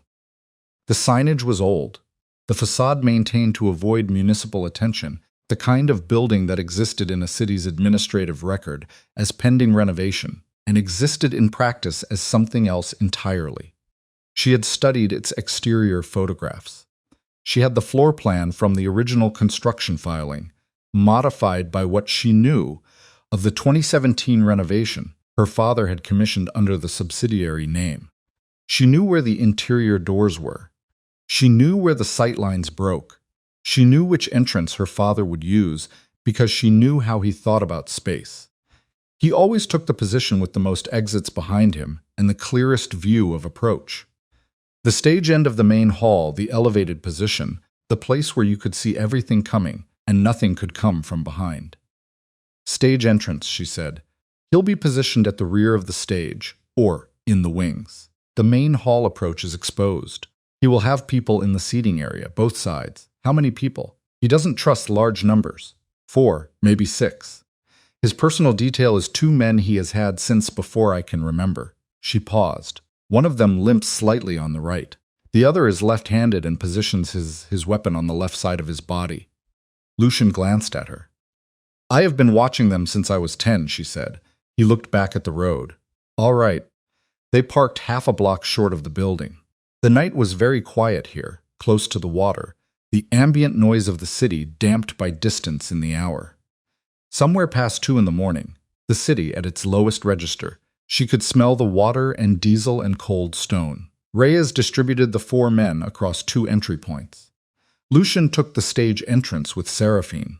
She didn't argue about it, and he didn't offer alternatives, which was itself a form of communication they had developed over the past several hours without discussing it.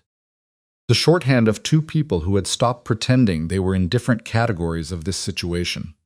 The stage entrance lock took Lucian 40 seconds. They moved inside. The opera house interior was vast and dark and smelled of old wood and the particular cold of buildings that hadn't been heated in their common areas for a long time. The seating hall opened before them as they came through the backstage corridor. She could feel the space opening even before she saw it, the acoustic change, the air moving differently in a large, empty room. She moved ahead of Lucian by 2 steps and stopped him with a hand on his arm without turning. 2 men in the seating area, left aisle, positioned halfway down. She could see them as shapes against the dim light coming from the stage, from a work light mounted in the fly system above, casting a flat, utilitarian glow over the stage itself. The limping one was on the left. The left-handed one was on the right. She had been right about both. She leaned close to Lucian and put the information in his ear in a voice below a whisper, and he absorbed it in the way he absorbed everything she gave him, completely, immediately, without requiring it to be repeated. He moved left. She moved right. What happened in the next 90 seconds was not clean and was not simple and did not feel the way such things were sometimes described. It was fast, and it was close, and it was dark, and Lucian took a blow to his already injured side that she heard more than saw, the sound of it making something tighten in her chest. And the man on her side came at her with the specific confidence of someone who had not updated their understanding of who she was. And she used that confidence against him the way she had used every misunderstanding anyone had ever had about her, completely without apology. When it was over, both men were on the floor, and Lucian was breathing hard with one hand pressed against his ribs, and she was standing at the foot of the stage stairs looking up. Her father was on the stage. He was standing at the center of it in the flat work light, and Prescott was beside him, and one more man she didn't know was positioned at the stage right wing.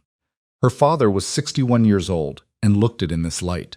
The age not as deterioration but as accumulation, the kind of face that had processed many years of specific decisions and showed the texture of them. He was wearing a dark overcoat and his hands were at his sides. And he was looking at her the way he had been looking at her for 24 years without understanding what he was seeing. He was looking at a problem. He had always only seen the problem. Seraphine, he said. She climbed the stage stairs. Lucian followed at her left. She heard him favor the right side with each step, the injury in his ribs making itself known in his movement, and she noted it without addressing it, because they were both past the point of addressing such things mid-action. She stopped 10 feet from her father. The stage was larger than it looked from the seating hall, the kind of space that was designed to make human figures look appropriately small against it. She didn't feel small.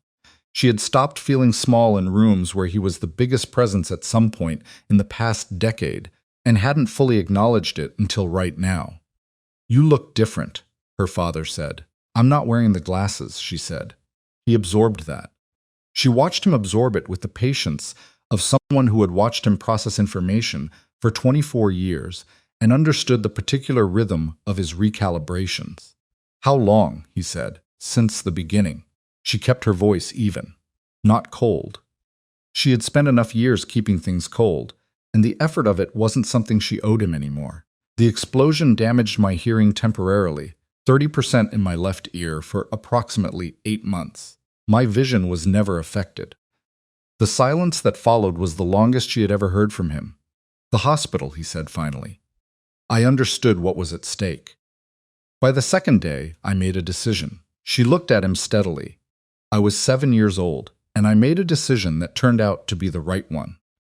Something moved across his face that she catalogued and filed in the same motion, the last entry in a log she had been keeping since she was old enough to understand what she was recording. It wasn't guilt. It wasn't the performance of grief he had given at the press conference. It was something closer to the specific expression of a man confronting the gap between what he believed he controlled and what had actually been happening, and finding the gap too large to immediately process.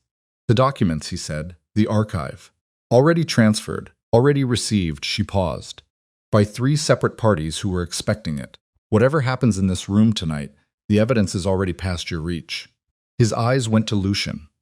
A long assessment, then back to her. You built this, he said. Not with admiration, with the flat recognition of a man identifying a structural failure in something he built. I built it because you tried to kill me, she said.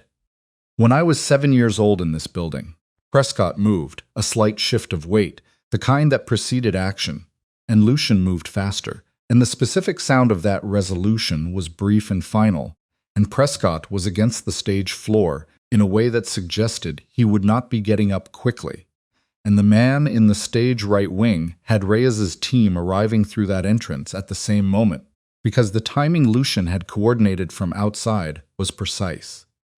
The man her father had positioned there was contained before he had completed the decision to move. And then it was just the 3 of them on the stage, in the work light, in the opera house where she had been brought at 7 years old for a gathering of men who built a network on the understanding that what they did in that room would never be witnessed by anyone who survived to speak it. She had survived. She was speaking it.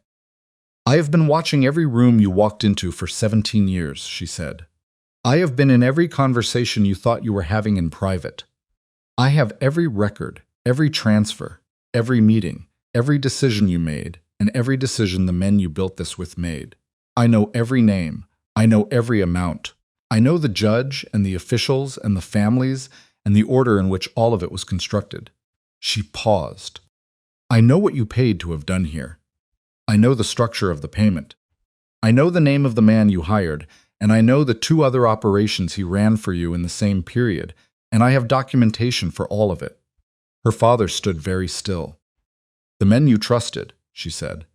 They are going to spend the next 6 months learning how thoroughly you're documented. Some of them will try to run. Some of them will try to negotiate.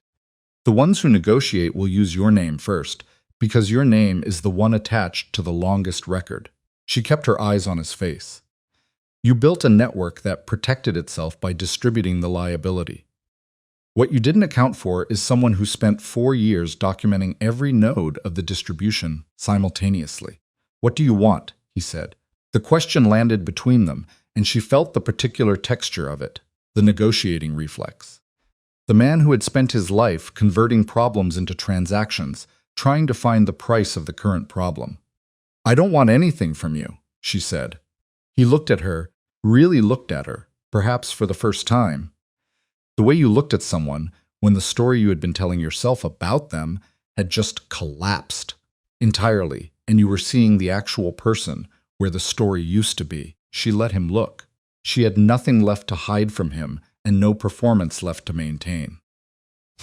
And the feeling of that, the specific weightlessness of standing in front of the man who had defined the shape of her entire existence, and having nothing left to manage or conceal, was something she hadn't anticipated and couldn't fully name. You are not going to, he started. You are going to be arrested, she said, probably within the week. The federal prosecutor who received the archive tonight has been building an organized crime case for 3 years that was missing its connective tissue. I just gave him all of it. She looked at him for a long moment. I didn't come here to do anything to you. I came here because this is where it started, and I wanted you to hear it from me directly, in this room. Hear what? He said, and his voice had lost its register. Not broken, not emotional, but diminished. The voice of a man whose operational confidence had been the foundation of his selfhood, and who was standing on ground that no longer existed. That I saw you, she said. That night when I was 7 years old, I came into your study and I saw what was on that desk, and I saw the men you were with, and I saw your face when you realized I had been there. And I have seen every version of you since then. Across every table, every managed conversation, every occasion, you performed a father's concern, and I have seen through every single one of them. She stopped. Let the silence hold. You thought you erased me. You didn't. You made me. He said nothing. There was nothing to say to that. She turned and walked to the edge of the stage and looked out at the empty seating hall, at the rows of seats in the dark, at the space where the gathering had been held 24 years ago.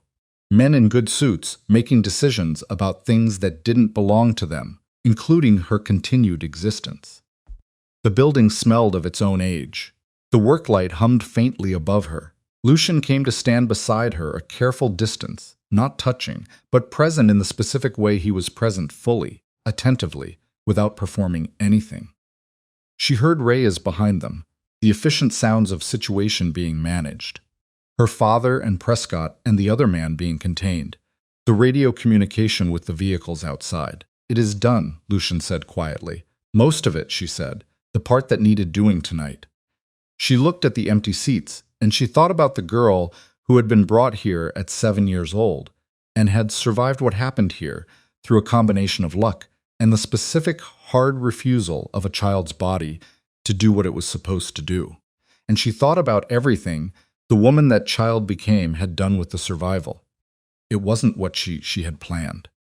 It was something she hadn't known how to plan because she hadn't known this version of herself was possible. The one standing on a stage in an empty opera house with the evidence already in motion and the network already coming apart, and the man who tried to erase her standing behind her in the same room where he had tried it. She had not needed rescuing. She had not needed anyone to believe her. She had needed time, and she had taken it. The months that followed moved with the particular pace of consequence, slower than crisis, faster than healing, the specific rhythm of a world reorganizing itself around new information. The federal prosecutor moved within 9 days. The judge, Wharton, was the first arrest, because his was the most immediately provable connection. 3 decades of documented influence in cases that could be reopened. Financial transfers that matched the record exactly. The city officials followed within a week. The families took longer, their legal resources buying time that didn't ultimately change the direction. Elias Vale was indicted on 47 counts across 3 jurisdictions. He entered the process with the same controlled composure he had brought to everything, and it lasted through the arraignment and approximately 2 weeks into the discovery period, at which point the volume of documentation produced by Seraphine's archive apparently constituted an event horizon from which composure could not escape. His attorneys began negotiating. Dominique called twice.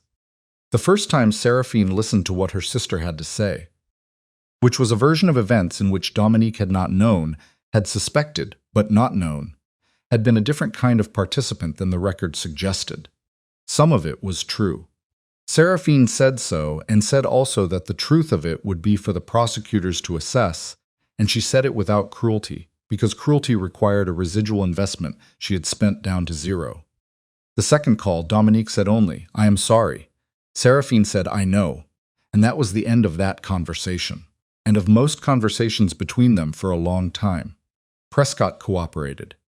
He was the kind of man who had always known which way structural failure ran and positioned himself accordingly, and his cooperation filled in several gaps in the documentation related to operations she had only had partial records for.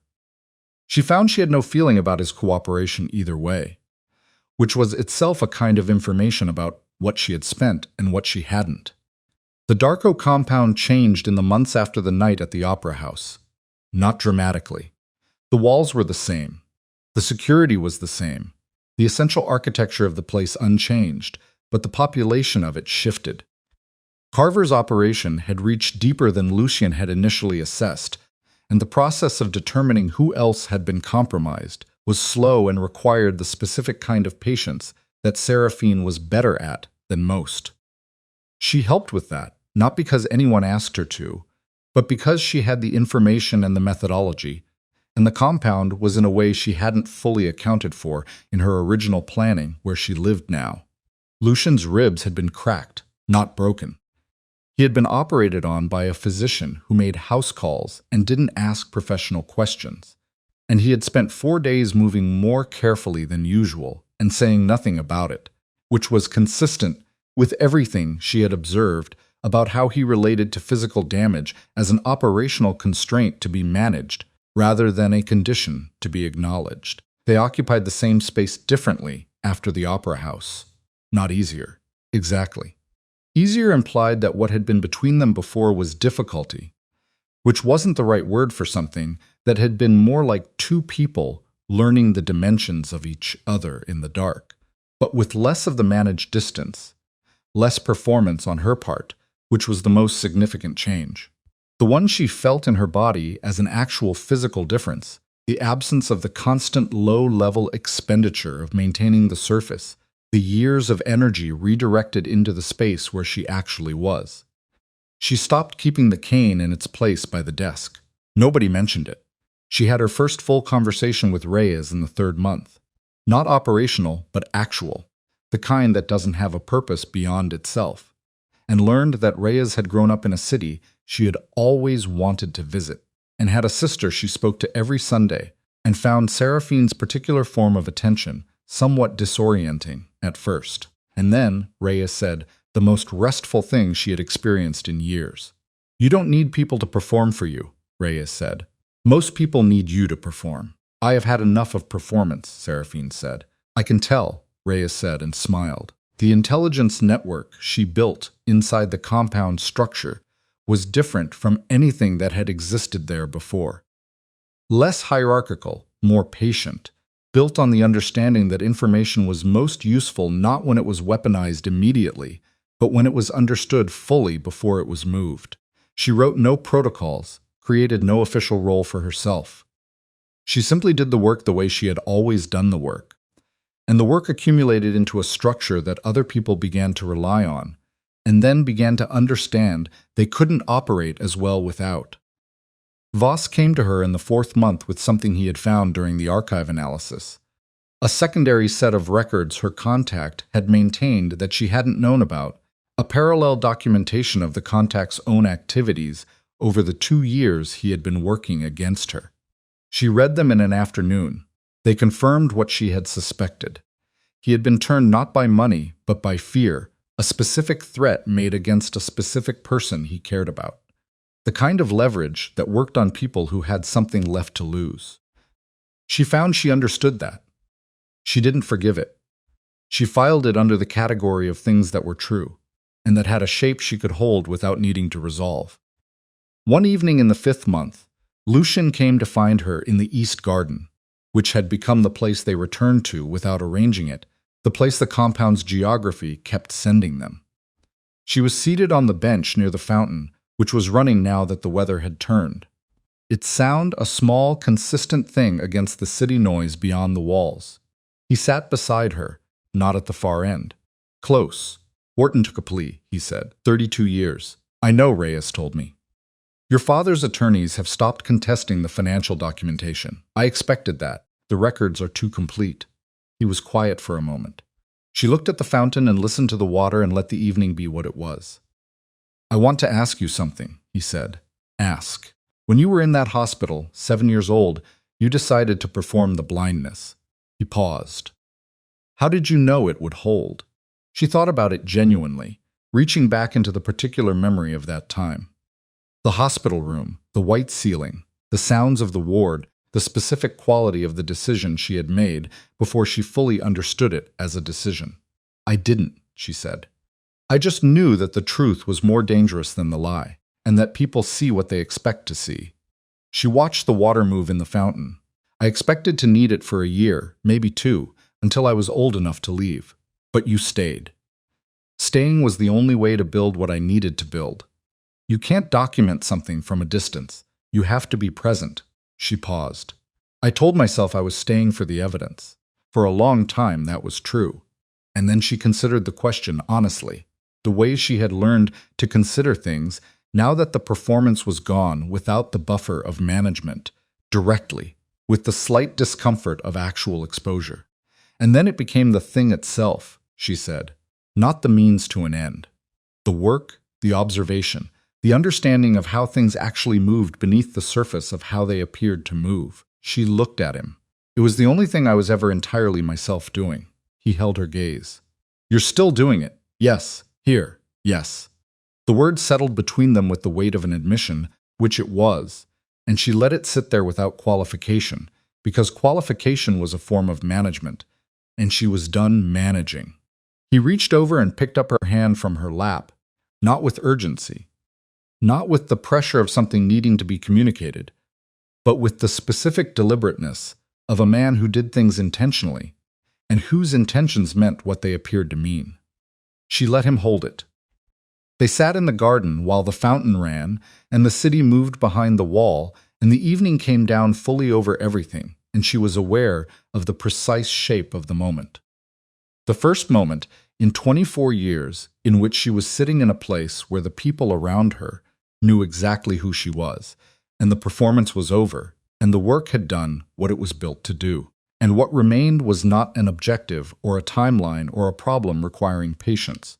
What remained was this, the specific, ordinary, extraordinary weight of still being here. 6 months after the night at the opera house, Lucian brought her to the place where they had been married, not the compound. The original venue, a formal space in an old civic building that had been neutral ground for the ceremony, chosen for its political neutrality and its adequate number of exits rather than any particular significance. She hadn't been back since the day they stood there for the first time with a room full of men who were measuring the transaction. The room was empty now. It was a Tuesday morning. Gray winter light through the tall windows, the kind of light that didn't perform anything. He stood beside her looking at the room. I want to ask you something, he said. You said that before, she said. In the garden. Different question. She turned to look at him. His face in the winter light was exactly as she had catalogued it over months of genuine observation. The line of the old cut at his temple, the particular set of his expression when he was committing to something fully. The quality of stillness that was not distance, but presence. I know what this was built as, he said. I know what you came here as.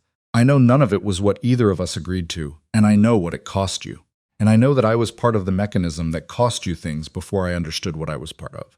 He paused. I'm not asking you to set any of that aside. I know you're not. I'm asking. He stopped, looked at the room, then back at her. I'm asking what you want, not what's useful, not what completes the work, what you want. The question sat in the empty room in the winter light, and she felt it land in the particular way a true question landed. Not one that had an obvious or tactical answer, but one that required the kind of honesty she had only recently learned she was capable of. The honesty of a person who had nothing left to protect. She had spent 24 years knowing exactly what she was doing and why.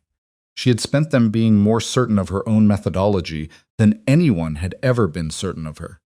She had built something out of nothing, out of a disaster someone else had made of her childhood, and she had built it precisely and patiently and entirely on her own terms.